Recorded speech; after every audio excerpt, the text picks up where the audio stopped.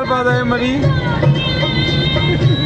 दसो भी लीला साहब हसदी हो 13 साल बाद मियां साहब फिर टूर किनू पैना चाहिए विकास अली लीला साहब लीला साहब सारा खर्चा होना जी जरा बाहर व्यूअर्स को दिखाएं कि व्यूज़ दिखाएं आपको। धुंध के जो मनाजर हैं कि माशाल्लाह मरी का मौसम इस टाइम बहुत हसीन है। हबीबी भी है वहाँ मनाल हबीबी ये और देखे जी हम इस टाइम हाफिज हसनैन बाट साहब जो चेयरमैन है इत्तेफाक मीडिया ग्रुप के, उनको बहुत ज़्यादा मिस कर रहे हैं। उनकी लातों पे फोड़े निकले थे जिसकी वजह से वो नहीं आ सके।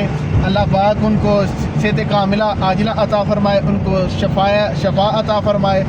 और ये दिखाएं ज़रा धुंध के मनाजर दिखाएं व्यूअर्स को कि कितने प्यारे मनाजर हैं यहाँ के। हाफ़ साहब हम आपको बहुत मिस कर रहे हैं।